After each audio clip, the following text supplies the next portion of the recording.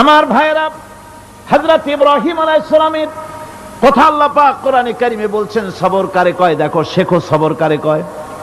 আল্লাহ পাক বললেন, ইব্রাহিম তোমার বিবি আর তোমার নবজাতক এই সন্তানকে রেখে আসো মক্কা নগরীতে। তিনি চলে গেলেন, সেখানে ঘর নাই, বাড়ি নাই, কিচ্ছু নাই, চতুর্দিকে ধুধু বালু আর মরুভূমি। হযরতে হাজরা বলছেন, ইব্রাহিম সামান্য পানি আর খাবার দিয়া আমার সন্তান শুদ্ধ এখানে রেখে যেতেছো, আমি কি অপরাধ করেছি? কোনো জবাব নাই। দুইবার তিনবার বলার পরে হাজরা বলছেন, ইব্রাহিম গো, তবে কি আমার আল্লাহর হুকুম মতো আমারে রেখে যাচ্ছ নাকি? হযরত ইব্রাহিম আকাশের দিকে আঙ্গুল উঁচু করলেন। কথা বলবেন, বাক শক্তি বেরোচ্ছে না। 80 বছর বয়সের সময় একটা বাচ্চা আল্লাহ তারে দিছেন। আর এমন বাচ্চা, পয়গম্বরের ছেলে, কি সুন্দর চেহারা, মরুভূমির উপরে ফালাই দিয়ে রওনা হয়ে যাচ্ছেন। মুখ দিয়া কথা সরছে না, আকাশের দিকে দেখালেন। হযরত হাজরা বুঝতে পারলেন। হযরত হাজরা বলেন, ইব্রাহিম কোনো চিন্তা নাই, নিশ্চিন্ত মনে বাড়ি ফিরে যাও। আমি আমার আল্লাহর উপরে এতটা ভরসা করি, আল্লাহর হুকুমে যদি আমার এখানে রেখে যেয়ে থাকো, ওই আল্লাহ পাক আমাকে আর আমার কলিজার টুকরা ইসমাইলকে পানিতে আর খাবারে মারবেন না, অবশ্যই তিনি ব্যবস্থা করবেন। ব্যবস্থা হয়ে গেল। হযরত ইসমাইল বড় হয়ে গেলেন। আল্লাহ পাক অর্ডার করলেন, জবাহ করো ছেলেকে। হযরত ইব্রাহিম আলাইহিস সালাম যখন জবাহের প্রস্তাব করলেন, হযরত ইসমাইল তা আপত্তি করতেন, বাবাজি আমার মায়ের আর আমাকে বাচ্চা অবস্থায় ফেলে গেলেন, খাবার দেন নাই, পরার দেন নাই, বছরের পর বছর আমাদের এখানে কাটলো, দেখতেও আসেন নাই, আজ আসছেন জবাহ দিতে। এটা কেমন কথা? কি ধরনের বাপ আপনি? এরকম বলছে নাকি? এরকম বলছে?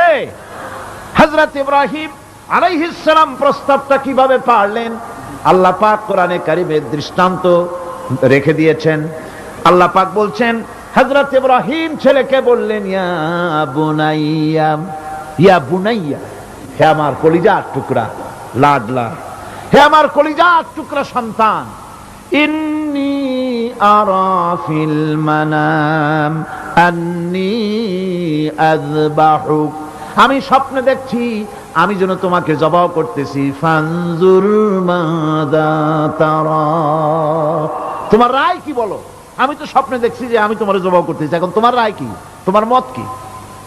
হযরত ইসমাঈল আলাইহিস সালাম শুনিয়া দিলেন দৌড়, নাকি না? হযরত ইসমাঈল আলাইহিস সালাম ধৈর্যের প্রতীক। তিনি কি কথা বললেন? তার মুখের কথা কোরআন শরীফে আল্লাহ পাক উঠায় দিলেন। হযরত ইসমাঈল বললেন, ইয়া আবাতি ফাআল মা তু'মারু সাতাজিদুনি ইনশাআল্লাহু মিনাস সাবিরিন, হে আমার পিতা, আপনি যে ব্যাপারে আদিষ্ট হয়েছেন আপনি তা পালন করুন, অবশ্যই আমাকে ধৈর্যধারীদের মধ্যে পাওয়া যাবেন। সুবহানাল্লাহ। এক বর্ণনা এসেছে, হযরত ইসমাঈল বললেন, আব্বাজান আমি ধৈর্যধারীদের ভিতরে আমারে পাবেন, তবে জবাহ করার আগে আমার হাত পাওটা একটু বেঁধে নেন, কারণ জবাহের যন্ত্রণায় আপনার গায়ে যদি আমার হাত পাও লেগে যায় তো বেয়াদবি হয়ে যেতে পারে। আর আমি মরে আমার জবাহ হয়ে যাওয়ার পর আমার রক্ত মাখা জামাটা নিয়া আমার মা হাজেরারে দিবেন, কারণ তাকে মা বলবার মতো আর তো কেউ নাই। হযরত ইব্রাহিম তাকে বাঁধবার জন্য প্রস্তুতি নিলেন। হযরত ইসমাঈল বলছেন, আব্বাজান বাঁধবেন না, বাঁধার প্রয়োজন নাই। বলে কেন? একবার বাঁধতে বললে আবার তুমি নিষেধ করছো কেন? ছেলে বলছেন, আব্বাজান বাঁধবো না এই জন্যে, হয়তো কিয়ামতেই প্রশ্ন উঠতে পারে যে আল্লাহর হুকুমে রাজি ছিল না বলে হাত পা বাঁধা জবাহ করছে, আমি এই সুযোগ দিব না, আপনি জবাহ করেন, আমি এতটুকু নড়াচড়া করব না। ধৈর্যের চরম প্রতীক হযরতে ইসমাঈল আলাইহিস সালাম দেখাই দিয়েছেন ধৈর্য কারে কয়। মহান আল্লাহ রাব্বুল আলামিনের নির্দেশে ইব্রাহিম আলাইহিস সালাম তার সন্তান ও স্ত্রীকে দূর আরবে রেখে আসেন। এখন আমরা শুনব সেই মহান আত্মত্যাগের কাহিনী। বলছেন বিশ্ববরেণ্য মুফাসসিরে কোরআন আল্লামা দেলাওয়ার হোসাইন সাঈদী। শুনতে এখানে ভালো হয়ে যেতেছে, বাড়ি নাই, ঘর নাই, আমি কোথায় থাকবো, কোথায় আশ্রয় নেব, কে আমার খাইতে দেবে? তুমি আমার উপর রাগ করছো, কেন ফেলে যাচ্ছ? জবাব নেই। আবার বললেন, কেন ফেলে যাচ্ছ? ইব্রাহিমের তো বুক ফেটে যাচ্ছে, বলতে পারতেছেন না, বুক ফেটে যাচ্ছে। সন্তান, স্ত্রী এভাবে ফেলে যাচ্ছে, মুখটা মলিন। হযরত হাজরার হুঁশ এলো। হযরত হাজরা বুঝলেন ইব্রাহিম সাধারণ মানুষ নন, তিনি আল্লাহর নবী, আর নবীরা আল্লাহর হুকুম ছাড়া কাজ করেন না। প্রশ্ন করলেন, ইব্রাহিম তুমি যে আমার এখানে রেখে যাচ্ছ, এটা কি আল্লাহর হুকুম? হযরত ইব্রাহিম বলছেন, অবশ্যই অবশ্যই। আর কিছু বলতে পারলেন না, উপরে আঙ্গুল টোছা করলেন, আমার আল্লাহর হুকুম, তাই তোমার রেখে গেলাম। হযরত হাজরা বলেন, ইব্রাহিম মনে কোনো কষ্ট নিও না, কোনো চিন্তা করো না, তুমি নিরাপদে নিশ্চিন্তে বাড়ি চলে যাও, আমিও কোনো চিন্তা করব না। কারণ আল্লাহর হুকুমে যখন তুমি এখানে রেখে যেতেছ, আমি আমার আল্লাহর উপর এত বিশ্বাস করি যে আমার রব্বুল আলামিন তিনি যখন আমাকে মরুভূমিতে আমার বাচ্চা সুদ্ধা ফেলাই দিতে বলেছেন, আমার আল্লাহ এমন মেহেরবান যে আমার এই কলিজার টুকরা সন্তান আর আমারে না খাওয়াই আল্লাহ মারবে না।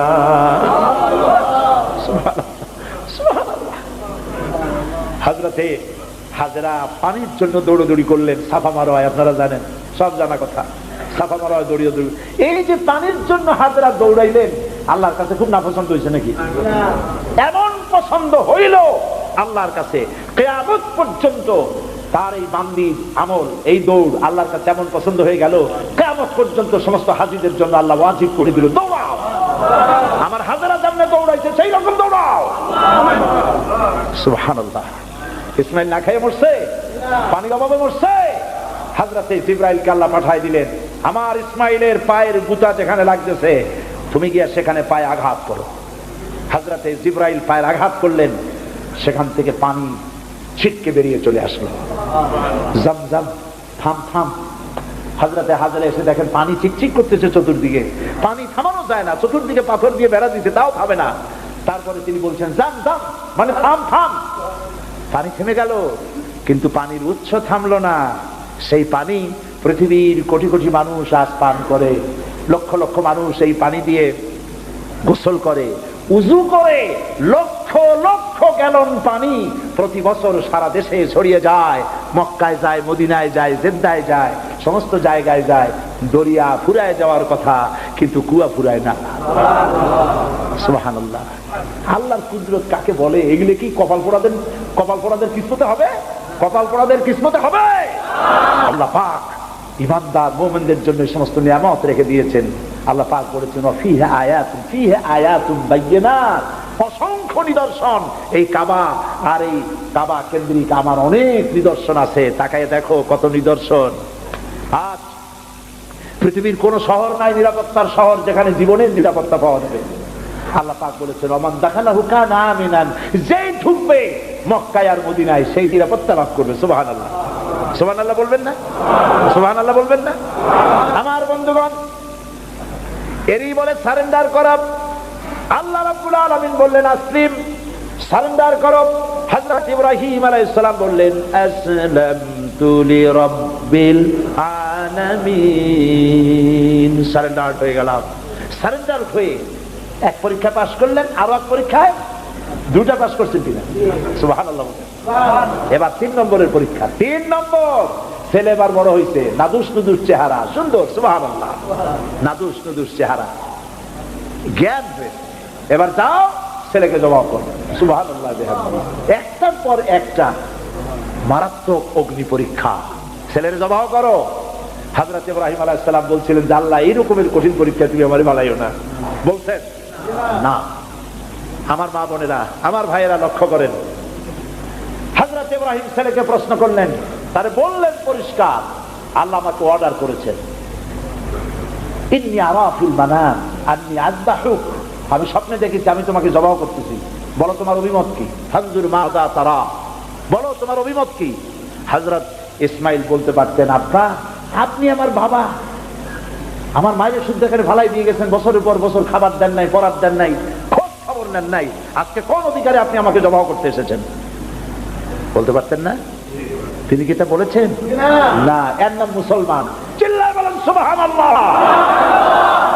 এর নাম মুসলমান। আল্লাহর হুকুমের সামনে মাথা নত করে দাও। হযরত ইসমাঈল কি জবাব দিলেন?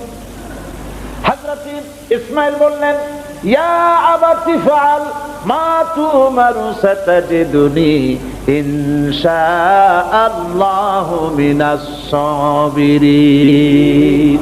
হে পিতা, আপনি স্বপ্নে যে ব্যাপারে আদিষ্ট হয়েছেন, দেখেন ছোট্ট মানুষ কিন্তু তিনি কথা বললেন না যে আপনি স্বপ্নে যা দেখছেন তাই করেন। তিনি বললেন কি, আপনি স্বপ্নে যে ব্যাপারে আদিষ্ট হয়েছেন আপনি তা পালন করুন। ছেলের এই জ্ঞান হয়েছে আমার আব্বা আল্লাহর পয়গম্বর, আর পয়গম্বররা নিজের ইচ্ছায় কিছুই করে না। আল্লাহর হুকুম। আপনি আমাকে ধৈর্যধারীদের মধ্যে পেয়ে যাবেন, আমাকে ধৈর্যধারী পাবেন। আমি ছটফট করবো না, দৌড় দেব না। তবে আমার আব্বা তিনটা কাজ করেন। জবাব করার সময় আমার হাত পা বাঁধেন, যাতে করে জবাহের বেদনায় যন্ত্রণায় আমার হাত পা আপনার গায়ে লাগলে আমার বেয়াদবি হয়ে যেতে পারে। হাত পা বাঁধবেন। 2 নম্বরে আপনার চোখটাও বাঁধবেন ভালো করে, যাতে করে আমার গর্দান দেখলে এখানে ছুরি চালাইতে আপনার কষ্ট হইতে পারে, হাতটা শিথিল হয়ে যেতে পারে। বাপের কাছে ছেলের গর্দান বড় প্রিয়। বাপ তার ছেলেকে কাছে রেখে তার গর্দানের উপরে চুমা খায়, তার কপালে চুমা খায়। আপনার চোখটা বাঁধিয়ে নিয়েন, তাহলে কষ্ট কম হবে। আর 3 নম্বরে আর একটা দাবি আছে। 3 নম্বরে আর একটা দাবি হলো, আমার মা হাজেরা জনম দুঃখিনী মা, আমার কোনো সন্তান তার নাই, মা বলে ডাকবার মতো। আমাকে জবাই করার পরে আমার রক্ত মাখা জামাটা আমার মায়েরে দিয়া দিবেন, আর বলবেন যেন কান্দাকাটি না করে। কিয়ামতের দিন আল্লাহর দরবারে মায়ের সাথে আমার দেখা হয়ে যাবে। হযরত ইব্রাহিম ছেলের হাত পা বাঁধলেন, নিজের চোখ বেঁধেছেন। আল্লাহর আকাশের ফেরেশতারা তাকায় দেখতেছেন, কি সাংঘাতিক পরীক্ষা। এত বড় পরীক্ষা পৃথিবীর কোন মানুষকে আল্লাহ রাব্বুল আলামিন করেন নাই। কি কঠিন পরীক্ষা। নিজের ছেলের গলায় ছুরি চালানো বাপের পক্ষে কি সম্ভব? হযরত ইব্রাহিম আলাইহিস সালাম কোরআনে কারীমের মধ্যে রব্বুল আলামিন সুন্দর করে বলেছেন, ফালাম্মা আসলামা ওয়া তাল্লাহু লিল জাবিন। বাপ বেটা দুজনে রাজি হয়েছে। ছেলেটারে কাজ করিয়া ছুরি ধরছে, ছুরি চালানো শুরু হয়ে গেছে। আল্লাহর কি ইচ্ছা আছে ইসমাইল জবাই হয়ে যাক? আল্লাহর ইচ্ছা পরীক্ষা করা। আর ইব্রাহিম আলাইহিস সালাম পরীক্ষার রেজাল্ট জানেন না, ঠিক কিনা? ছেলে জবাই হবে কি হবে না এটা কি জানা আছে? তার জানা আছে জবাই হবেই। শক্তভাবে ছুরি চালাচ্ছেন, কাটে না, গলা কাটে না। এরপরে আল্লাহ রাব্বুল আলামিন, আকাশের ফেরেশতারা কাঁদতেছে এই দৃশ্য দেখে। আল্লাহ পাক দুম্বার ব্যবস্থা করে দিলেন। দুম্বা ইসমাইলকে, হযরত ইব্রাহিমের তো চোখ বাঁধা, ইসমাইল আলাইহিস সালামকে সরাইয়া দুম্বার সামনে দিয়েছে, দুম্বা জবাই হয়ে গেছে। আল্লাহ রাব্বুল আলামিন হযরত ইব্রাহিমকে শোনায় দিলেন, ওয়ানাদাইনাহু আইয়া ইব্রাহিম قد صدقت الرؤيا إنا كذلك نجزي المحسنين। আমি ইব্রাহিমকে দেখে বললাম, ইব্রাহিম তুমি তোমার স্বপ্নকে বাস্তবে রূপ দিয়েছো, আর আমি এইভাবে করে মুহসিনিনদেরকে পুরস্কৃত করে থাকি। সালামুন আলা ইব্রাহিম। ইব্রাহিমের উপরে আল্লাহর শান্তি নাজিল হোক। কিয়ামত পর্যন্ত পৃথিবীর কোটি কোটি মুসলমানেরা নামাজের মধ্যে ইব্রাহিম আলাইহিস সালামের জন্য দোয়া করবে। সুবহানাল্লাহ। দোয়া করেন না আপনারা? কোন সময়? দরুদের মধ্যে। দরুদ। কিয়ামত পর্যন্ত দোয়া করো, তোমার নেতা, তোমার জাতির পিতা। মুসলমান কারে বলে? এর নাম মুসলমান। মদের ব্যবসা ছাড়তে পারবেন না, জুয়া ছাড়তে পারবেন না, সুদ ছাড়তে পারবেন না, আবার দাবি করবেন আপনি মুসলমান। মুসলমান হওয়া যাবে না, আল্লাহর কসম মুসলমান হওয়া যাবে না। মুনাফিক, মুনাফিক, মুনাফিক। মুসলমান হতে হলে আল্লাহর হুকুমের সামনে মাথা নত করতে হবে। যা তিনি বলেছেন সব মানতে হবে। মিথ্যা ছেড়ে দিতে হবে, ওজনে কম দেওয়া যাবে না, খাদ্যে ভেজাল দেওয়া যাবে না, নিজের স্ত্রীকে, নিজের মেয়েকে বেপরদা করা যাবে না, বৈশাখী মেলার নামে নিজেদের মেয়েগুলিকে সৌন্দর্য প্রদর্শনী করে মানুষের সামনে বের করা যাবে না। এর নাম ইসলাম। এর নাম কি? এই ধরনের মুসলমান হইতে পারবো আমরা? হইতে পারবো? এই ধরনের মুসলমান হইতে রাজি আছি? কারা কারা রাজি? আলহামদুলিল্লাহ।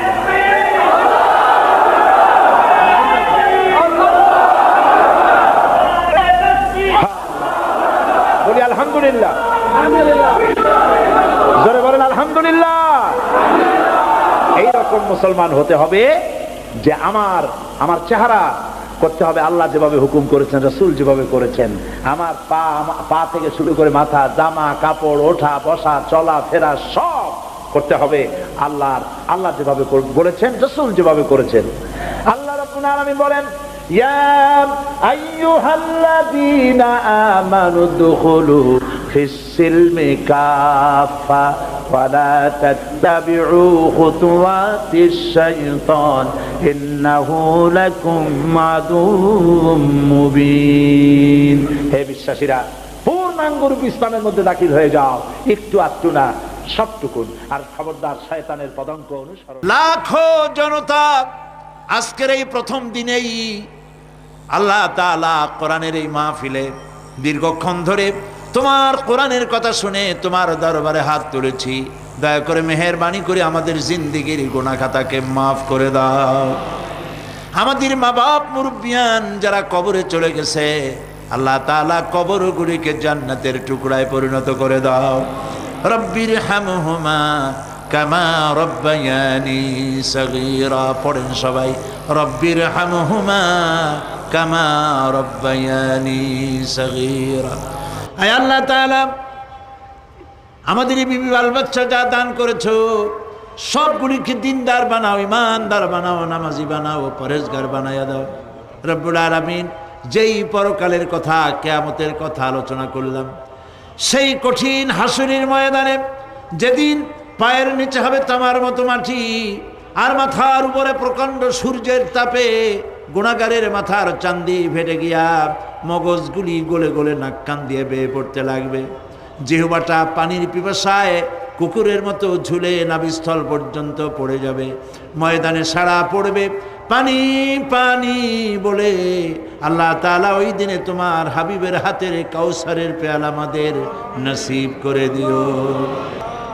আহ जाती है फलक पर रहम लाने के लिए, आह जाती है फलक पर रहम लाने के लिए, बादलो हट जा दे दो आह जाने के लिए।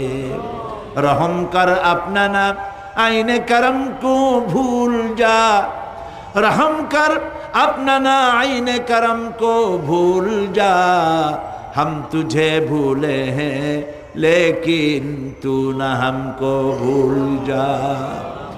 রব্বুল আলামিন, মা বোনেরা কষ্ট করে মাহফিলে এসেছেন, আল্লাহ তাআলা মা বোনদেরকে এমন আমল করার তৌফিক দাও যাতে করে কিয়ামতের দিন হযরত আয়েশা, হযরত খাদিজার সঙ্গে হাসর নসিব হয়ে যায়। রব্বুল আলামিন, এই মাহফিল বাকি 4 দিন তোমার কুদরতি নিজাম দিয়ে আল্লাহ তুমি পরিচালিত করে দিও। সারা বাংলাদেশের মানুষ